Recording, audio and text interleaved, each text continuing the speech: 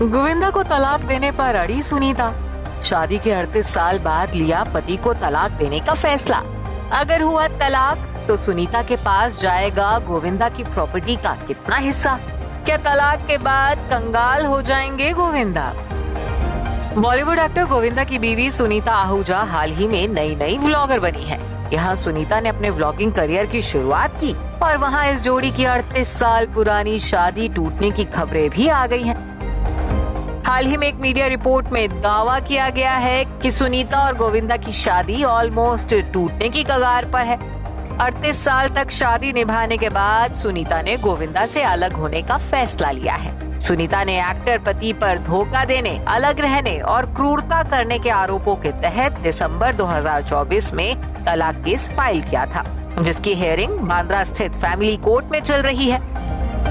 इन खबरों के आने के बाद से ही ये स्टार कपल लगातार सोशल मीडिया पर ट्रेंड कर रहे हैं। हालांकि इन खबरों पर अभी तक गोविंदा या फिर सुनीता की तरफ से कोई रिएक्शन नहीं आया है और फैंस इनकी चुप्पी टूटने का इंतजार कर रहे हैं। और अब इन्हीं खबरों के बीच सोशल मीडिया के हवाले से कहा जा रहा है कि अगर गोविंदा और सुनीता अलग होते हैं तो ये तलाक एक्टर के लिए महंगा नहीं बल्कि बहुत महंगा साबित होगा, क्योंकि तलाक की सूरत में गोविंदा की प्रॉपर्टी का एक बड़ा हिस्सा सुनीता को बतौर एलिमनी मिलेगा।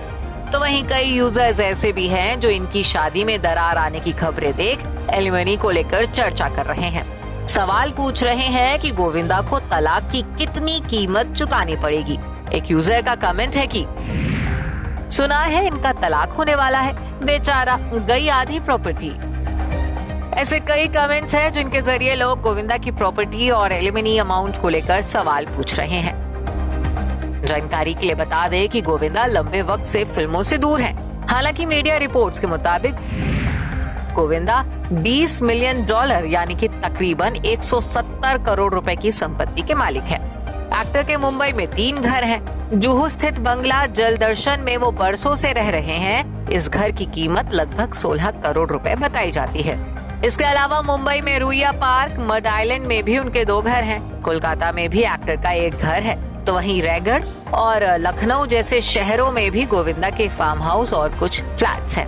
वहीं अगर तलाक के मामलों में अदालत के पुराने फैसले देखे जाएं, तो आमतौर पर अदालतें पति की नेट इनकम का 25% तक पत्नी को परमानेंट मेंटेनेंस के रूप में तय कर सकती है।